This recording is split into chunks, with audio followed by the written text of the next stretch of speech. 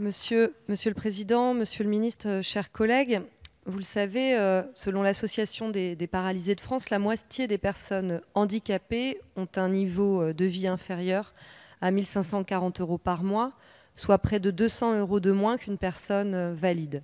Et plus le handicap est sévère, plus le revenu est faible et le niveau de pauvreté élevé. Le type et l'importance du handicap jouent également sur le niveau de vie et les personnes qui souffrent d'un handicap sévère touchent près de 500 € de moins qu'une personne sans incapacité. La question de la préservation du pouvoir d'achat des personnes handicapées prend donc tout son sens.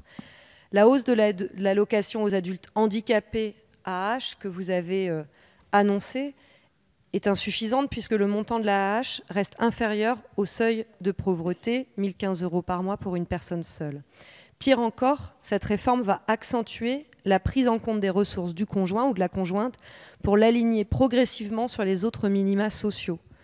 Or, les associations demandent depuis des années que les revenus du conjoint ne rentrent pas en ligne de compte dans le calcul de l'allocation adulte handicapé, et ce afin d'assurer l'indépendance et l'autonomie des personnes bénéficiaires.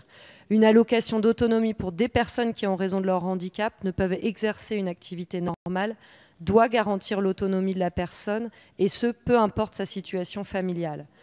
Malheureusement, la prise en compte de ce critère ne constitue ni plus ni moins qu'une discrimination, mais aussi un frein au mariage parfois, et surtout une perte sèche de pouvoir d'achat. Cette mesure va clairement à l'encontre d'une société plus inclusive et de lutte contre la pauvreté des personnes en situation de handicap. Vous le savez, ma collègue Marie-Georges Buffet, au nom du groupe communiste, a déposé il y a quelques semaines une proposition de loi portant sur la suppression de la prise en compte des revenus du conjoint dans la base de calcul. Elle a été rejointe par près de 80 députés, puis elle a demandé la tenue d'une commission spéciale. Le débat a été une énième fois refusé. La présidente de la commission des affaires sociales nous a dit que ce n'était pas l'affaire de la commission.